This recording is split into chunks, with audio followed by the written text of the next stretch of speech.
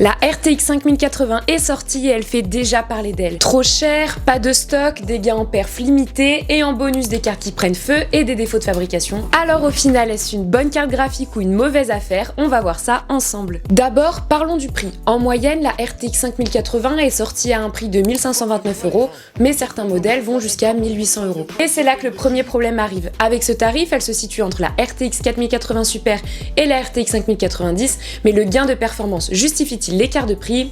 Pas vraiment. Elle est environ 10 à 15% plus performante que la 4080 Super, mais par contre elle est 20% plus chère que celle-ci, et encore ça dépend des prix de référence. A noter quand même que trouver une RTX 4080 Super à un prix abordable ou correct aujourd'hui est quasi impossible, sachant que Nvidia a arrêté la production depuis un moment maintenant. Pour faire court, la 5080 elle est coincée entre deux cartes, l'une impossible à trouver et l'autre super chère. En bref, disons que si tu veux absolument une carte graphique Nvidia haut de gamme pour jouer en QHD 4K, ça reste quand même une bonne carte. Enfin, c'est surtout qu'on n'a pas trop le choix en fait. Pour la 5070 Ti, elle a un petit peu moins de perf, logique, et un petit peu moins chère, mais par contre on a toujours les mêmes problèmes, pas de stock, des prix qui flambent, etc. Chez AMD, la 7900 XTX est 10 à 15% moins performante, mais par contre elle est 55% moins chère.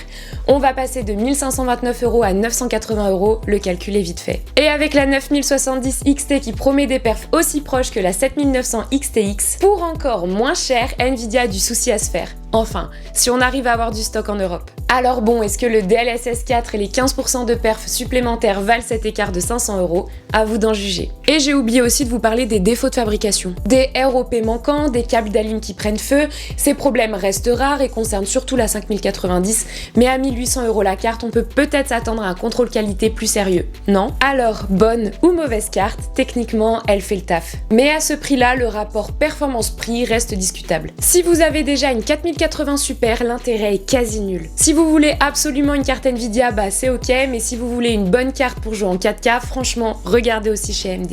Et voilà, cette vidéo est terminée pour aujourd'hui. Et toi, qu'est-ce que tu as comme carte graphique? Dis-moi tout ça en commentaire. Et est-ce que tu comptes changer? Dis-moi ça aussi, ça m'intéresse. Merci d'avoir regardé cette vidéo jusqu'au bout et moi je te dis à très bientôt pour du nouveau contenu. Ciao!